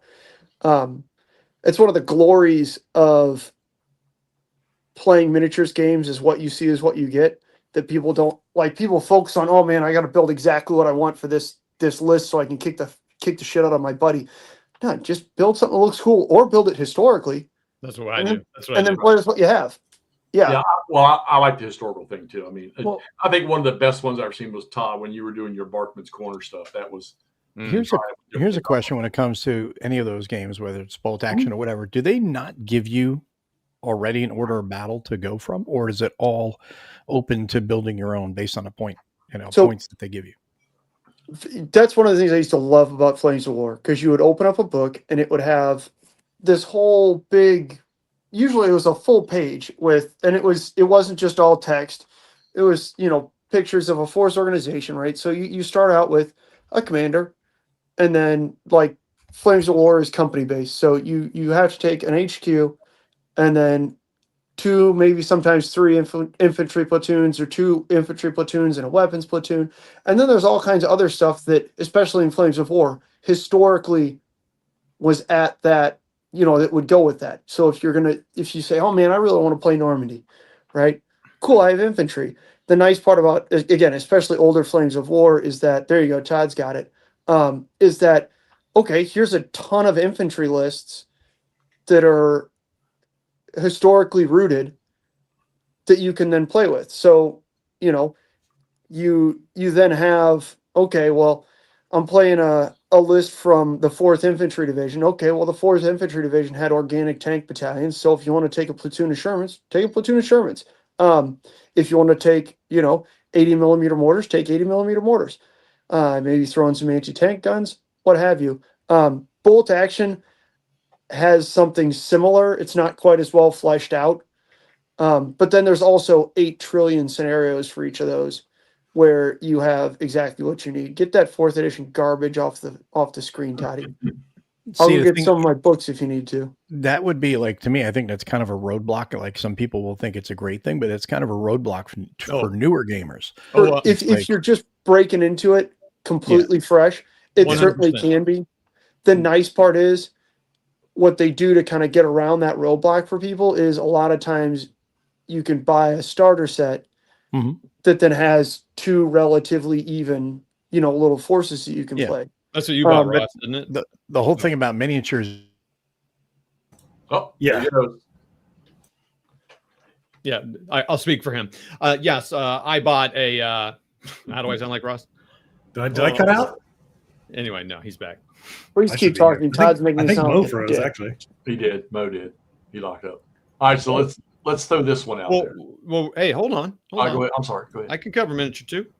But Mo's right. It is a barrier, and it requires some work and can be very overwhelming. Like, even if Yes. you narrow down your miniature gaming to World War II, don't even try Napoleonics. I mean, it's like, Yeah, no what shit. do I have to build an entire army? But that's why the starter sets are awesome. You just buy it and you go. That's one way to start. That's why it's really good to get with some local gamers and just say, okay, well, what do you do? How do you get about this? And you kind of see what's going on. You just start kind of. It is. I mean, it's a barrier. Walking into stuff blind is rough. Yeah, it's tough. It is. So Um, my entry level miniatures game is I tried a couple. I had played in a game called Command Decision with some local guys who are awesome, been playing for a million years. Amazing. I think I bought the set. I bought a couple rule sets. That's another challenge. It's not a challenge. It's the thing you do with miniature. You just have to buy a bunch of rule sets and just read them and kind of see what get. that's part of the fun. Yeah, you can find exactly what you like. And but mine that I latched onto, and you can see tons of videos on my channel, Blitzkrieg Commander 2. It was pretty simple, really neat activation. I'm not going to get into details, but that was my miniature system that I bought. I'm like, oh yeah, this resonates with me. And I started in micro armor, which is 6 mil. So anyway, that was that. We can move on. I'm wondering if that's why I'm struggling with miniatures, because I don't. We'll put it to like Lobotai. There's just so many rule sets out there. Well, and that's the fun part is, luckily you've got enough people around that you can say, hey, I'm kind of looking for this, and this. And then here's a rule set to try. Latch onto it, try it a while. If you like it, you like it. If you don't like it, then it's not the end of the world, right? Yeah. You got all that info and all that experience out of it. And it's, yeah. So let's throw this out there. By the way, Ross, is that a 5th New York shirt you're wearing? I was waiting. Yeah, that's my Zouave shirt now. I only have Civil War themed stuff. Clothing. It says guards up and at 'em. What's the name of that store? Also on Etsy, and this one is Never Wide heard of Awake sex store. on Etsy. All right, so here let's We need do the Dan Sickles store. Then we're going to get out to the we're Coupon gonna get code to Ross, the 50% more off. current question after this one here. Okay, here we go. So go back in again. We're staying. We're going to come into the future here in just a second. We're going to come into the present here in a second, but let's stay back in our early days, our early heydays. Either what was a game, World War II, if you got one, that you played or attempted to play that was either just super crunchy or it potentially could have turned you away from playing war games, period. If you continued down that road with that, it was just too crunchy, or it would have just made you just, there's no way, I don't want to play this. It wasn't, and I don't want to butcher any designers or any specific games, but every one of us probably got something different. Well, everyone's got a different level of definition of crunchy is, but that's what's cool. And yeah, you're not saying it's a bad game. It's just it was too much for you. Yeah, it just wasn't up your alley. I don't know if it was crunchy, but the Russian campaign gave me a bit of a run for my money just because it's and I was playing the first edition. It is not complicated. It is long. Right. Yes. It is long. There are a ton of turns in that game. Yep. And part of that might have been because at least the first edition from Avalon Hill was pretty simple. And I think you guys watched me do that with when I played through the entirety of Stalingrad Pocket 2 also. It was just one of those, this is never going to end. Right. I'm not making much headway on either side, and it's just never going to end. I am lucky enough to have you guys around, so I haven't, at least with World War II, bitten off any of the too crunchy things, right? Right. Which is entirely thanks to you guys. Otherwise, I 100% would have looked at pretty color art and been like, "Ooh, I want to play that." Because I did that. Yeah, I'm I've bad done that about before. that, man. I am very bad about that. You guys out there in Chatland too, a game that could have turned you away from playing, or you started to play it, or you got into it, and you were just like, "No, hell no." How about you, Ross? What'd you have that flipped your head that you just? I mean, I think for me, I realized pretty quickly I only like tactical games, really. I mean, I've played other World War II games, but it's really only the tactical ones that kind of hook me and that I want to keep playing at all. So I remember playing, someone had showed me No Retreat. Do you remember that game? Yep. Kind of Russian campaign. Oh, yeah. Russian. Yep. I think highly regarded game. I found it completely boring and dull. I mean, it's not. I mean, people love it. I'm sure it's a great game. Did nothing for me. I'm like, I think I don't like strategic level games. I have bought all the OCS stuff that's been put out in the past 20 years and sits and shrink. I have aspirations to play all of that. I'm interested in supply and kind of operational things theoretically. We'll see if that sticks for once I actually get around to playing those. But I feel like I either like that kind of zoomed out scale campaign level or operational level, kind of moving supply around and managing that, or I like really zoomed in storytelling with tactics. I bounced off of any kind of strategic games I played. Well, and you're a reader and a player too. Todd's the same way. I know Kev's the same way. Let's read something about it and let's play something. And I know you're doing that with Shiloh right now. But yeah. I mean, Todd, what about you? What turned you off? What game can you think of that was maybe just too detailed, or that it just didn't flip your switch? Flip my whatever. I know this answer. I know a couple of these answers. I mean, it's interesting. What would you say, McMurray? I mean, there's been a few games I played like No Retreat where I'm like, I don't know. I mean, what are you thinking, Andrew? Like, what? It seems like you had fun with it until it got frustrating and said, "Nah, this isn't for me." With both a couple attempts at Goss, and then it seemed like you hit that wall in Battle for Normandy as well. Yeah, it's Goss. I would probably say that's just so complex that I was like, I don't think I'm going to take the time. Exactly, it's that crunch factor. Yeah, it's not that you can't do it. It's just that it doesn't. Yeah, it wasn't worth the. Here's a better approach for Todd, because Todd's very good about.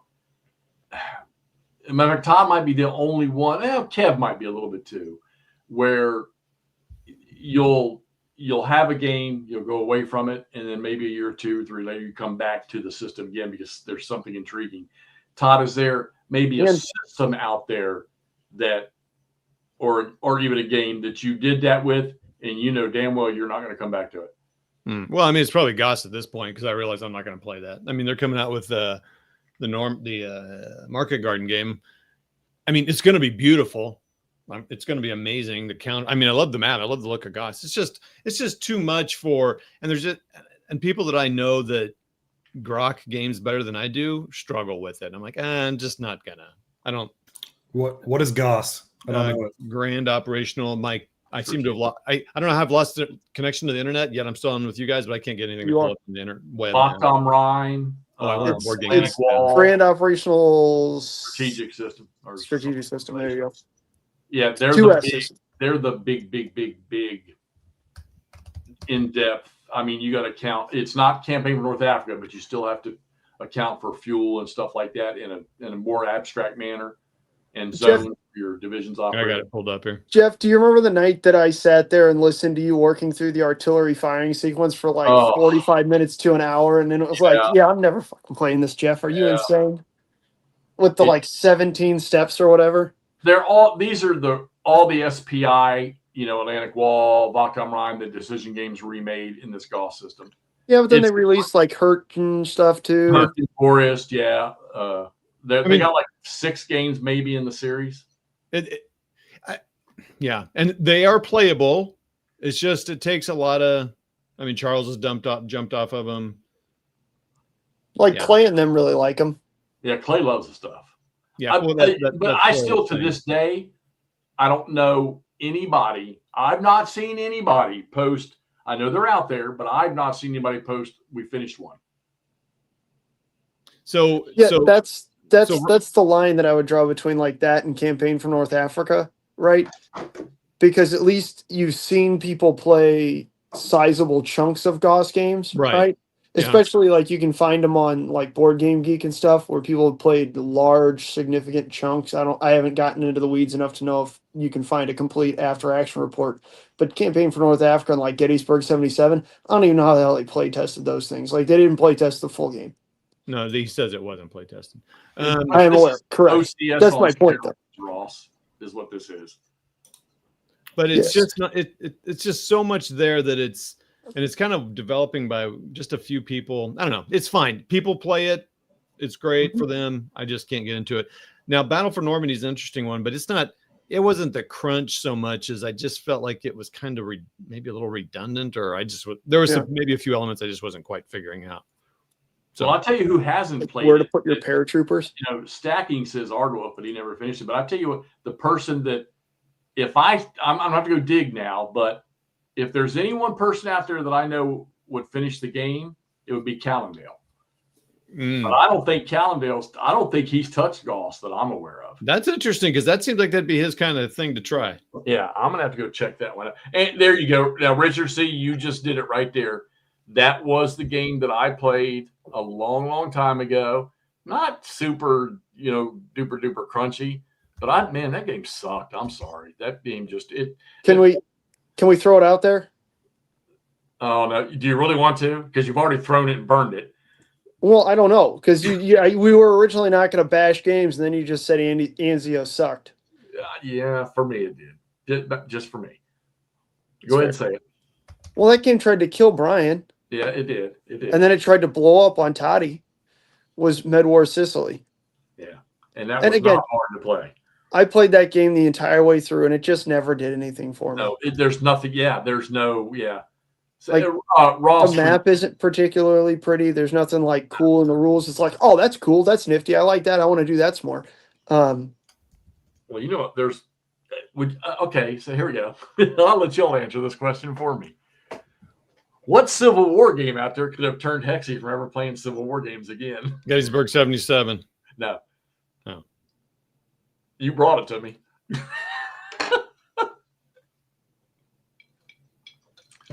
Andrew brought it to me. I don't know. Ironclads came back with me. Fucking flanks of Gettysburg, man. Oh, yeah. You wanted that game so bad. No. And then you wanted that game so bad.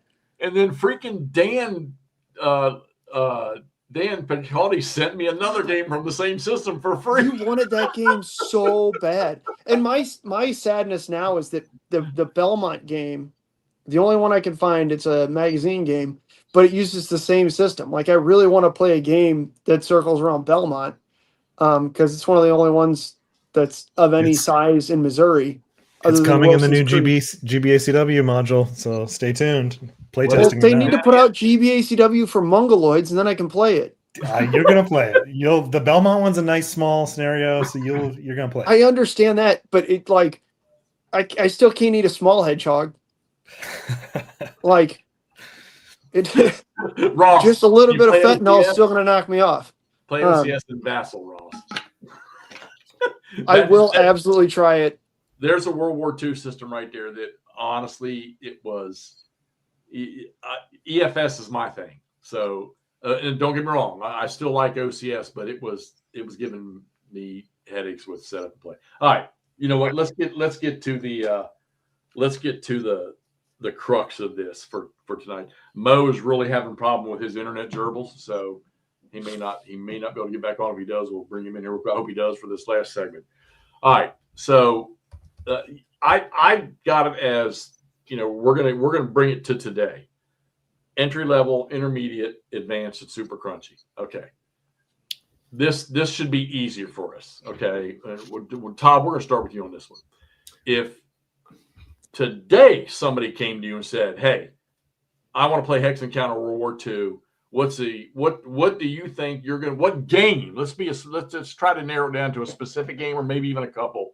Are you gonna put on the table and teach somebody how to play World War II?" You did this 5 years ago, Todd. I believe in you. All right, I'm going to give two answers. One, if it's tactical, kind of like they want to do a movie, I'm going to go with Combat Commander.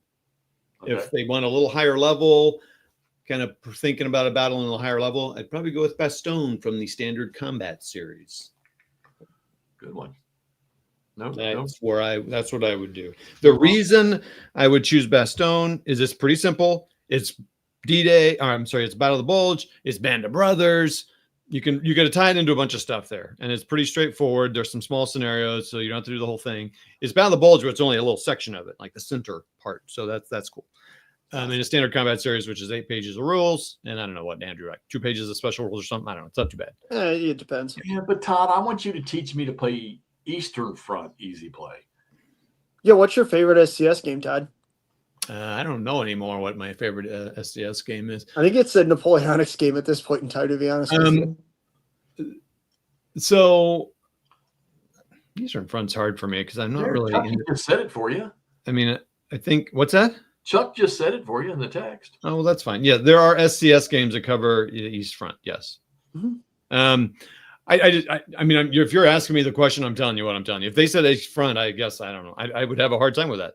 So I would say Combat Commander. They've got East Front there. Okay. The reason I like Combat Commander is one reason it frustrates people. It limits your choices. It's just like Memoir. There's a limited choice. So because that's the part thing with wargaming. It's like, what do I do? I don't even know what to do. It's like, well, guess what? It's in your hand what you can do. You know your goal is to get that hex. What do you have in your hand? Just do it and see what happens. And you might get a great set of hands. And the cool thing about Combat Commander is there are consistent tournament winners, which means there's strategy involved, and it's not just luck of the draw. So, anywho, that's it. I'm done. All right. Okay, Ross, come on. There's got to be one out there right now that if a buddy here say, "Hey, come on, let's play some World War II." I've never played. How are you going to teach me today?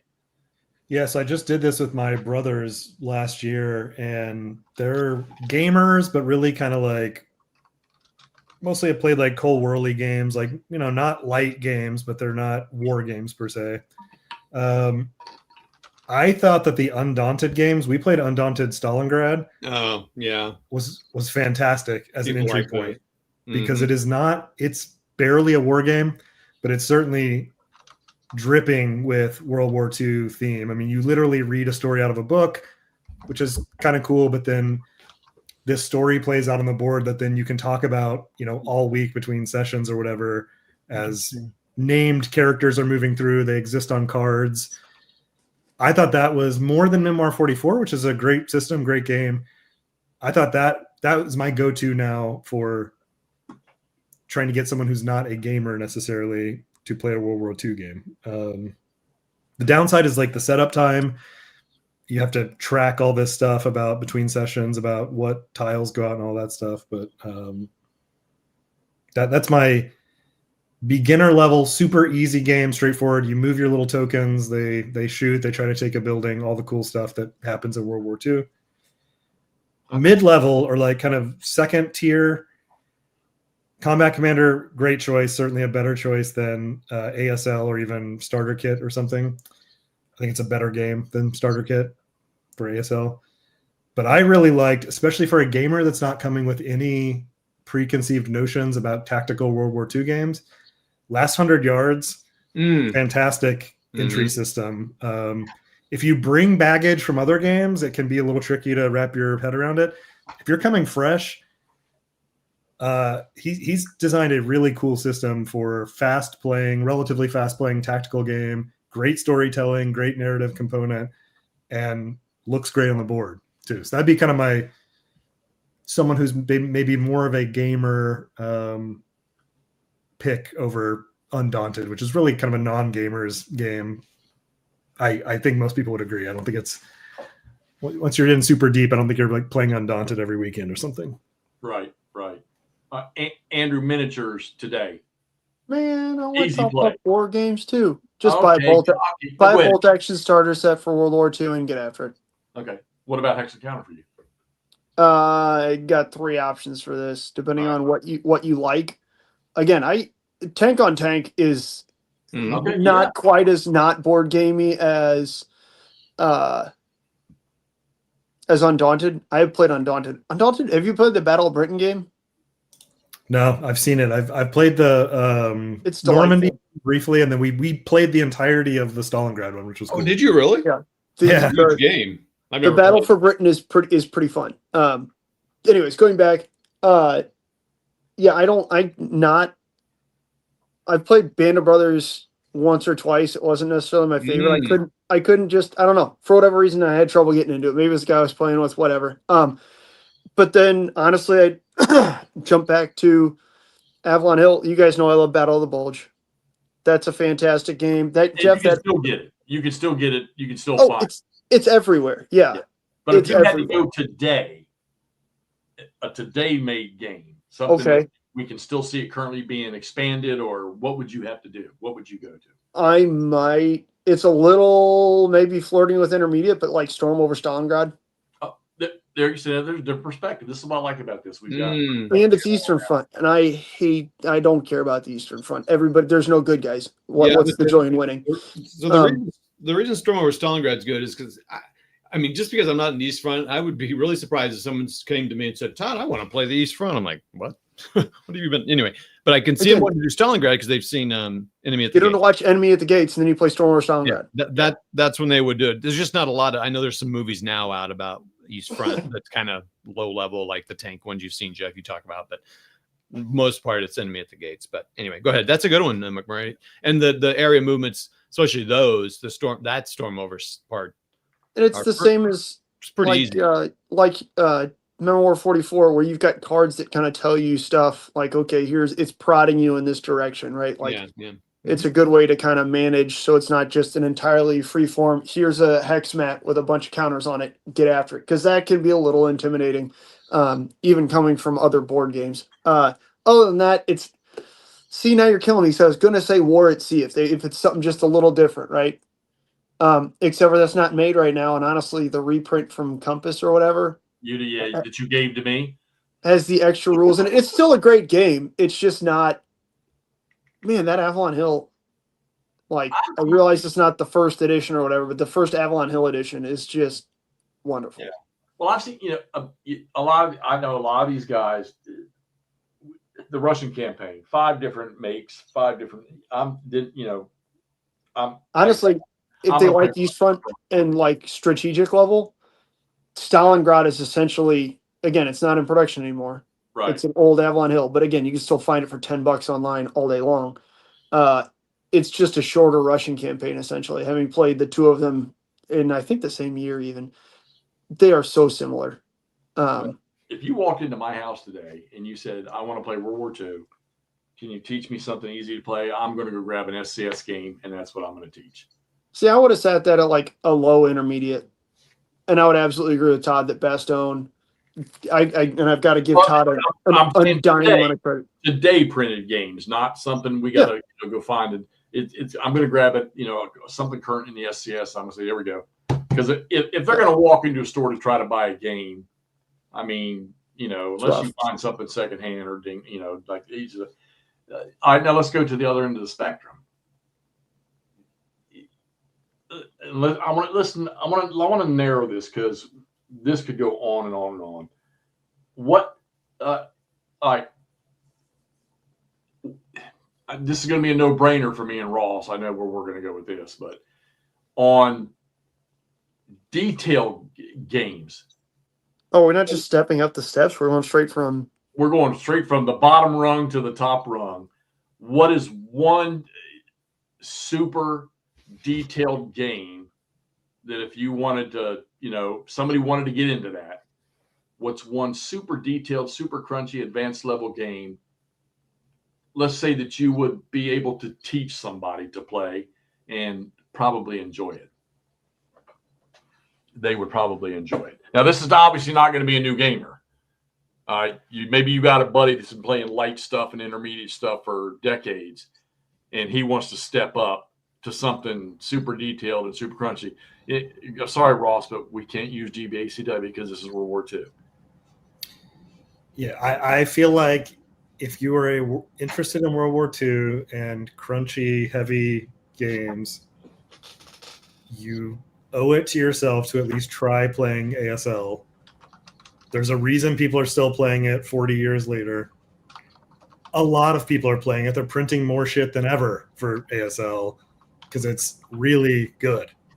I haven't been playing for a few years now, but I continue to buy all the stuff because I'll come back around for sure. I've been getting the itch, actually. And for me, nothing else compares, and that cuts across the Civil War games I've been playing and anything. Nothing else compares to the narrative aspect, the storytelling aspect. If you play even a tournament scenario, a short scenario, 5 turns, whatever, every one of them, not everyone, but a lot of them will come down to one dice roll right at the end, one close combat right at the end. I remember stuff from 15 years ago, certain scenarios I played, and you can do that, and you can play something new every time you play, or you could dig into a campaign game or a historical ASL campaign. You could play the same thing for a year or whatever every weekend and dig in. Your guys start to get personalities in some way. I don't know. For me, that's that. I jumped into the ASL world and don't regret any of it. And also, you can teach someone ASL. Starter kit, I know people love. That wasn't around when I started. I don't bother the people I've taught ASL. I think you can teach ASL in a kind of programmed way to do infantry only and kind of streamline the rules they have to learn as they go. And it's very learnable. You don't have to read all those chapters. You need to know how to use the index in the rule book and be familiar with some general concepts, and you can play ASL. It's not that hard. And then it rewards when you get more into it, like, oh, actually, I want to know how to launch smoke into the second level of that building or whatever. Okay, you learn how to do all that stuff. You don't need to know how to do it to have fun playing right out of the gate. Yeah, that's okay. Andrew, Super Crunch. I have no idea. Yeah, I was about to say, because is there even a miniatures one that is just super? Oh yeah, you can get way into the weeds, especially with like naval stuff. Todd doesn't necessarily. I mean, Todd's had good times playing Command Decision. That's a crunchier game. I've had good times playing Command Decision. That's a crunchier game. If you want to get like fully into the weeds with some of the older games, you really can. If you want to get way into the weeds with all of the extra kind of stuff you can tack onto Chain of Command, that can be pretty crunchy. Especially like Ross is saying, if you start tying in all kinds of extra stuff, Yeah, but unfortunately with board war games, I got nothing. Yeah, well, and that's that's kind of an unfair question for me to throw you because that's not your thing. It's all good. Yeah. And I get it.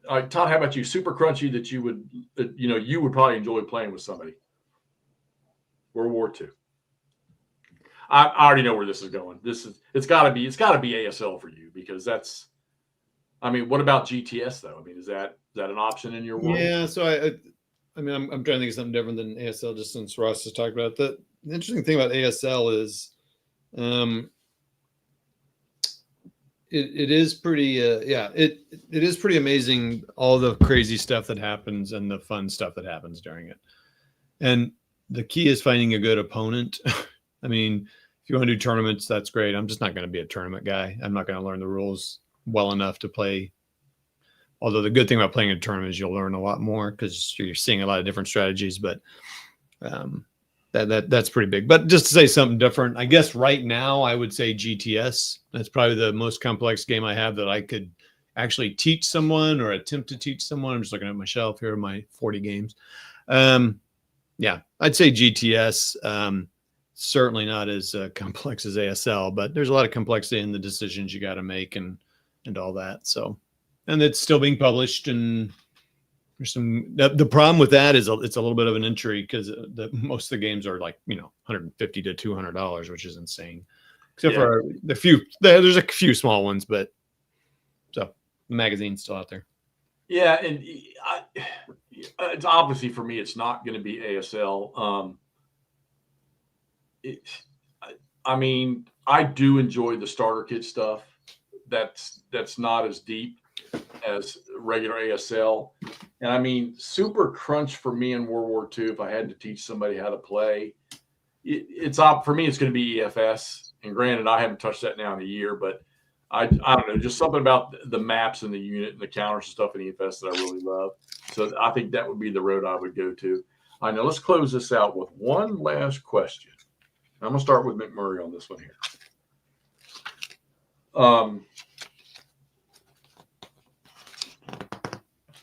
Favorite system sitting in your house right now for you? Andrew, you got to throw out everything you own. You have to take it out back. You have to burn it. You have to throw it in the dumpster. This is the old I'm going to an island question. You get to keep one system.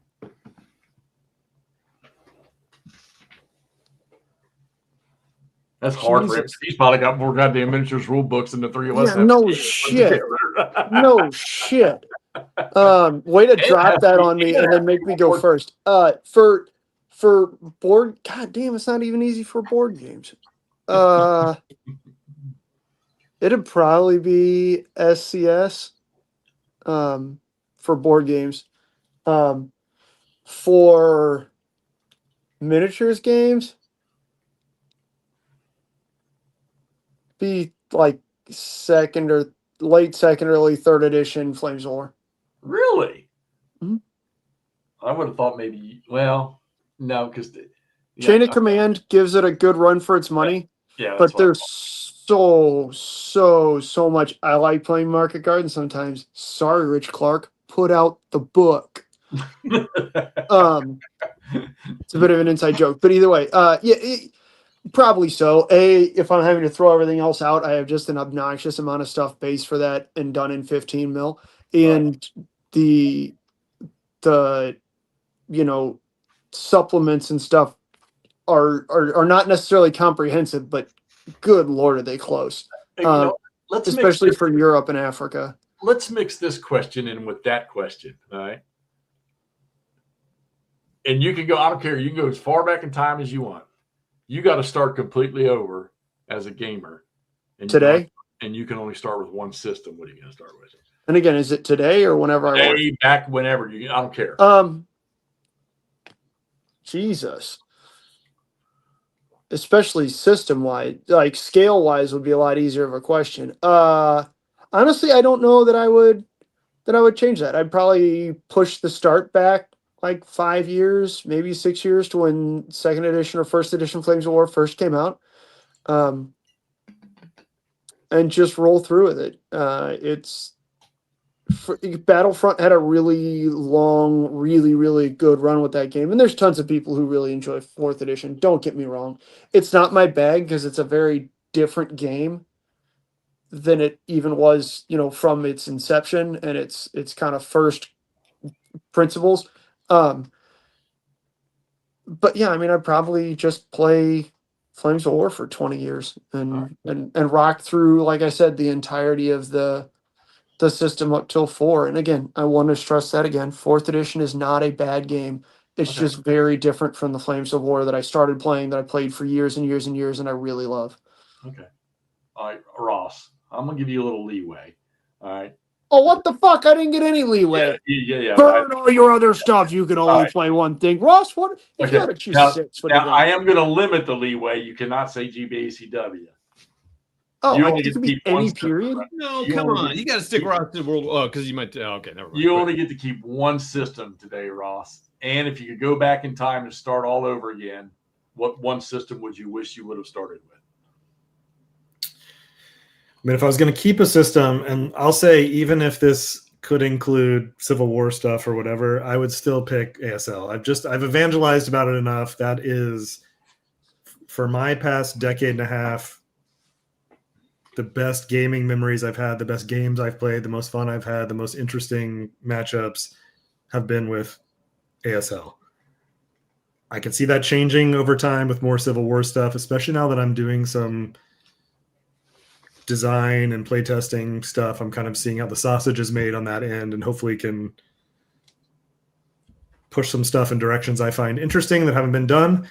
But the short answer is I'd play ASL. That is, again, there's so much stuff.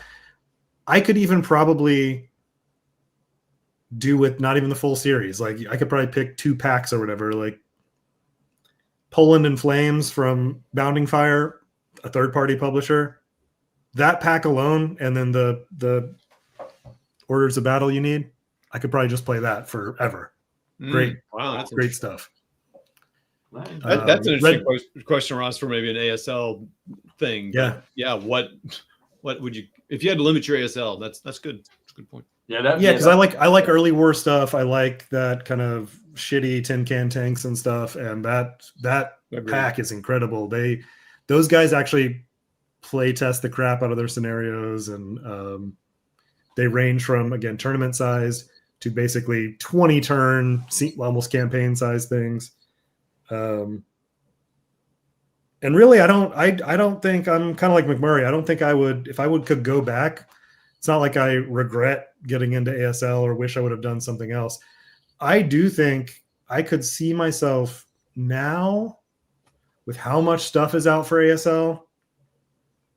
I don't know. And I didn't start playing until it was already 30 years in or 25 years in, but there's just so much stuff now. I don't know if I would dip in. And I will say, and I think that this is probably the reason why I'm not, I've continued to buy the ASL stuff, even though I don't play it, is that there's so much. I mean, you can go anywhere and in any direction in World War II, and there's something there. And you don't have to buy it all, but if you have the completionist instinct, you're going to buy it all, and you're going to have it all. And it's not, especially if you want to keep up with third-party stuff, it's not easy to keep up with. I kind of gave up on some of that, but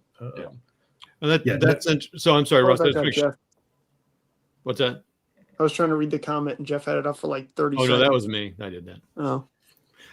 So Ross, so you just said if you were to get in now, you don't know if you'd get into ASL. This guy. Because of I would probably look at some of for tactical World War II, I would probably look at some of the other systems.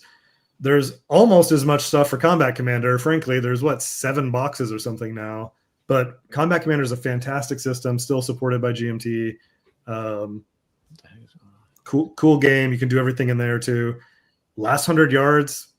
Again, if you want to get the whole suite of games, it's 4 or 5 boxes now.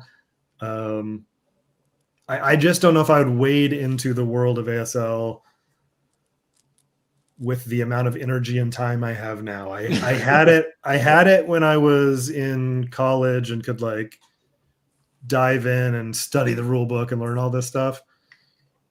I still do that for games now, but they're a little bit more narrow in scope. ASL's just got a lot. Right. It's interesting. All right, Todd. Wait, why don't you go next? No. I'm saying no, because I have to address something at the end. Jeff has the talking stick. What? You're keeping one system, Todd. That's pretty much what I've done. It's BCS. This is why it should be easy. It's BCS. I'm going to take a guess, and you can Okay. send me away if I'm wrong. All right. Oh, sweet. Yeah, Send you away. We can knock you out. Sweet. All right, let me get With- let me get my with- hand on the button. with Todd is he's got 2 or 3 Pisons that he's playing games with here fairly regularly. Okay, but I'm going to say that I'm going to put you in the same boat. I'm going to say that if you were only going to keep one, you'd keep ASL. Duh. Now he's got to come up with something different. Mm. It's ASL. There's nothing wrong with it. Here's Alan. Um, Not Alan. That's yeah, I mean, let's face it. I have narrowed my games down to very small number of systems. Okay. So here's what I'm thinking about. I'm dumb. I should have this answer down pat and easy. It's ASL or GTS are my 2 World War II systems that I have right now, and that's it. Right.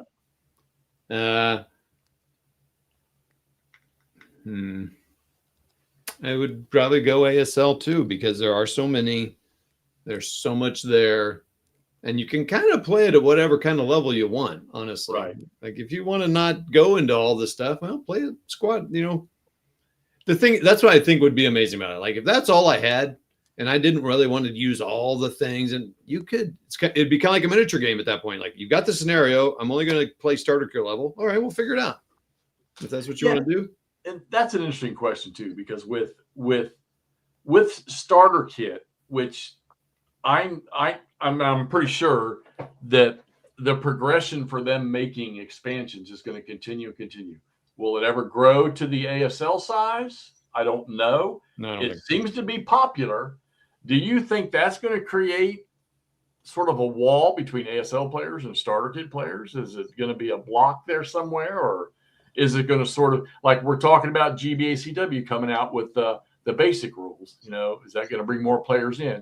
Well, do you think starter kit is bringing more players into possibly regular ASL? I mean, I started with starter kit and I'm doing full ASL now. It's taking me a few tries, but I want to hear Todd's miniatures answer too. so I think it's a good thing. I mean, it's money for MMP. I mean, and that money goes to developing. I know people like complain about it dividing their resources, but I'm like, I don't know, man, whatever. At some There's point, no shortage of stuff coming out. It's fine. They can split their attention. yeah, I honestly wish they'd reprint some other stuff, but yeah, I don't know. I mean, but the thing about ASL, now that I've played full a little bit more, there are just a few little things, and they're starting to introduce it a little bit in the starter kit, especially in that magazine that came out.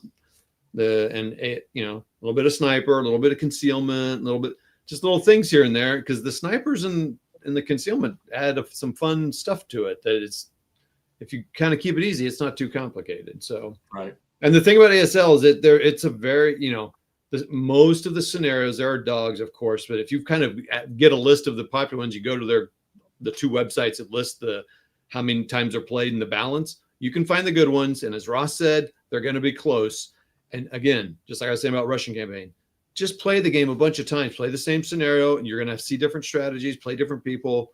I mean, and different crap's going to happen.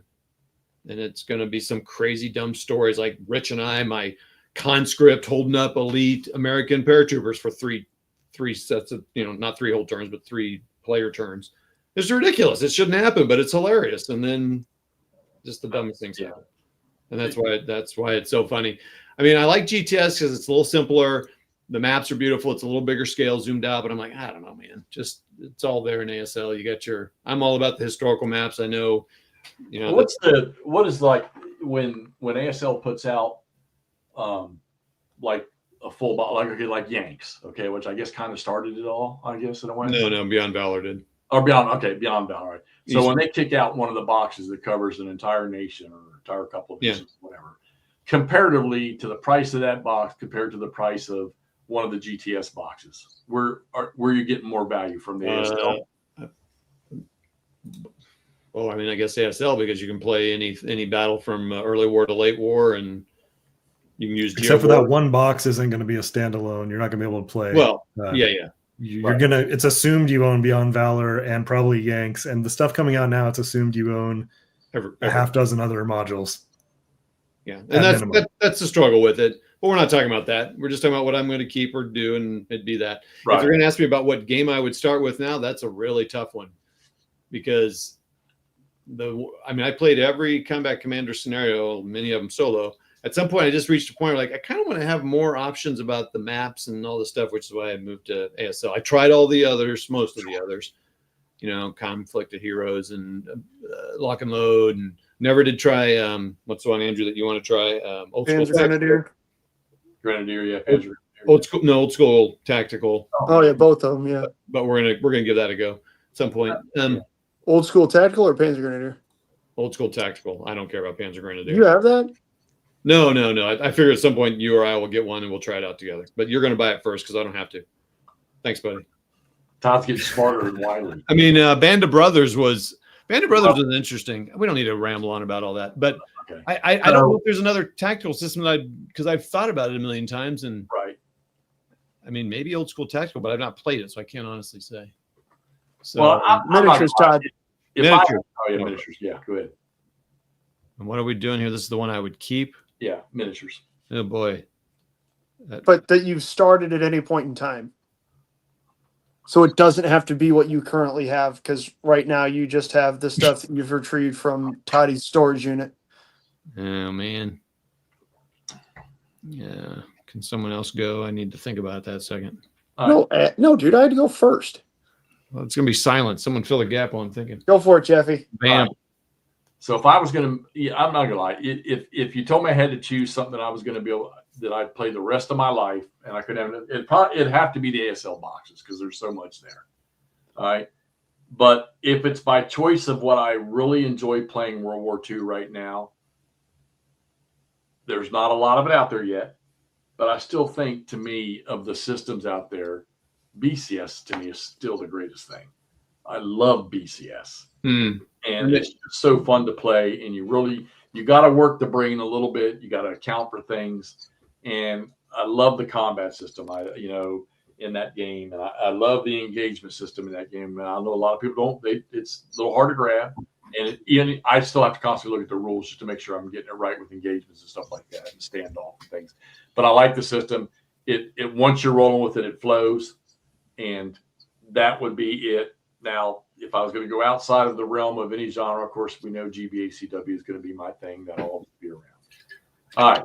So, do you have a miniature thing yet? Because I want to kill I'm going to go with McMurray on this one. I'm going to go second or third Flames of War, and maybe in a little slightly smaller scale just for space and stuff. But 15 is pretty good for that. But I can do it. I could do it in 6 or 10. And the delightful part about that is then you find yourself a Blitzkrieg Commander rulebook, and you're not really changing. You just bought a book. You didn't change systems. The miniatures were all the same. Yeah, and playing historical scenarios. So just to answer Ross, you real quick. You talked about the points thing. My whole goal, always going into miniature games, was to play historical scenarios with orders of battle, not the points. I'm not a points guy. I did one tournament with McMurray with bolt action stuff. And I had the experience I thought I would. I was like, okay, well, that's cool. I mean, it's fun playing a bunch of different people and seeing a bunch of crazy stuff. But I'm like, it's just not my bag. I mean, it's fine. It was fun. It's just a good way to get 3 or 4 games in a day. And I won an award. You did? The real estate something award, because I had 3 or 4 buildings collapse on my units and kill them. because of bolt action, when the artillery falls, you stay in the open. You don't get in the building because that's what you do. That's what I learned. Are you guys? I know I asked Todd already. I mentioned it last night. Are you guys going to grab the command post thing from Neil? I don't think so. I mean, not right now. I don't think so, because I'm mainly playing Rich in person. So the what? All right. So something for Vassal. We're going to close this out. I think this is pretty good. All you out there in chat while I kill this elephant in the room here real quick. Let us know. Type in there right now what's your current favorite gaming World War II system that you like to play. You only get one.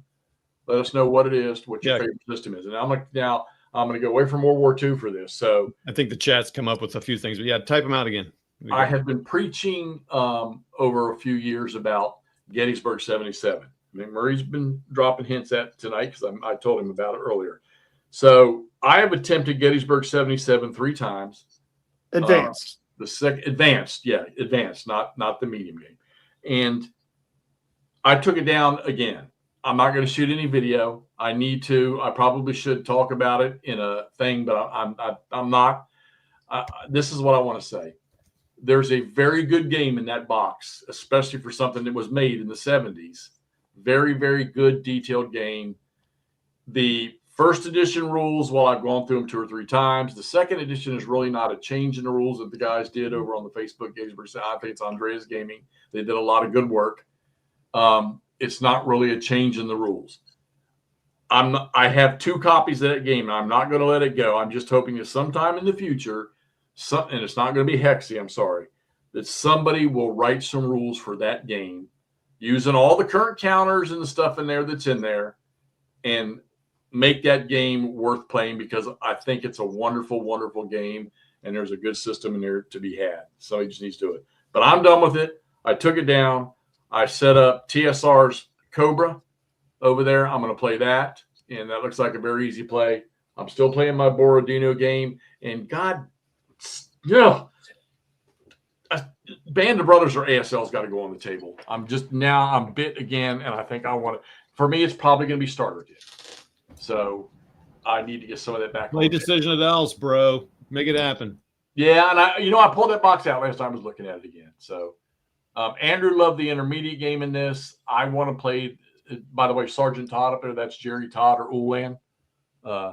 He makes his own map, which I was using his map. But there's a gorgeous game in there. It's a gorgeous map. Somebody just needs to rewrite this one. And with that, we're going to close this thing out tonight. We've been going just about 2 hours. Everybody showed up tonight. You guys are always awesome. Appreciate all the input. And if we miss any comments, I apologize. You know how to reach out to us. You can get emails off the YouTube pages. And don't know what we're going to do next Saturday. You might be playing a game next Saturday. We'll have to see. We'll see who's got availability, and we'll figure out something. And hey, we'll talk to y'all later. See you. Peace. Bye. What do you got? What do you got? What do you got?